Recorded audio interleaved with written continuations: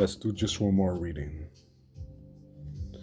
The Select Poems of Tufu, expanded and newly translated by David Hinton, page 28.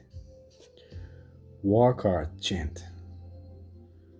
War carts clatter and creak, horses stomp and splutter, each whirring, quiver and bold the war-bound men pass. Mothers and fathers, wives and children, they all flock alongside farewell, dust so thick you can't see our solar. Griefs breach. They get everywhere in the way crying, cries to break against heaven, tugging at war clothes. On the roadside, when a passerby asks war-bound men say simply, our lots are so often drawn, taking north at 15, we guard yellow rivers through lines and taking west at 40. We man frontier battle camps, village elders tied up, headcloths stand, and here we return, hair white, only to leave again for borderlands. Lands swollen with seas of blood, and our fine emperors, imperial dreams of conquest never end, they never end. Has no one heard that east of mountains, in our homeland, 1,000 towns and 1,000 villages are overrun by thorned weeds? That even though strong wives keep hoeing and plowing, you can tell where crops are and aren't? It's worse for thresh grain warriors. The more bitter way they outlive, the more they've herded around like chickens and dogs. So you're kind to ask, sir, how could we complain? Imagine this winter in thresh grain, men still haven't returned, and those clerks are out demanding taxes.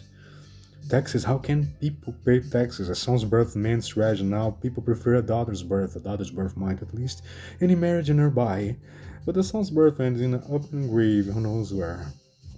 Has no one seen how bones from ancient times lie, bleached and unclaimed, scattered along shores of sky blue seas? How the bitter weeping of old ghosts is joined by new voices, the grey sky by a chittering rain. Onward across borders. So far from my village, I sent so far away into deep weave river country, reporting dates are final. Anyone who resists gets tangled in nets of calamity.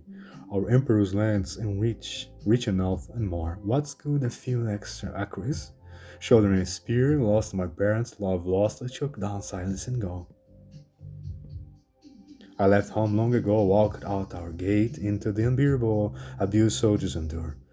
Bones of father's love, flesh of mother, how they are they so broken, in a son still alive?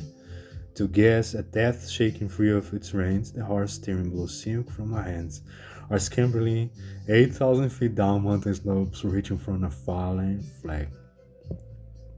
I sharpen my sword in a river, I hush the cries, river bleeding as the edge cuts my hand open, longing to ease heart's lash cries turns the mind threads, ends ever tangled.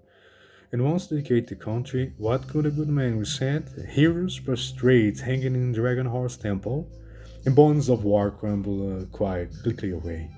Always some other to scare up men, keep distant frontiers well supplied, death certain as life would advance, but still officers keep raging at us. Meeting a friend on the road, I send letters home. How are we broken so far apart? So far we'll never even scrape by in sorrow together again. Distant 10,000 miles and more distance, they sent us to few vast armies, armies full of strange joys and griefs. How could generals hear everything? Riders appear across the river, sudden fast 1,000 Mongol brigades.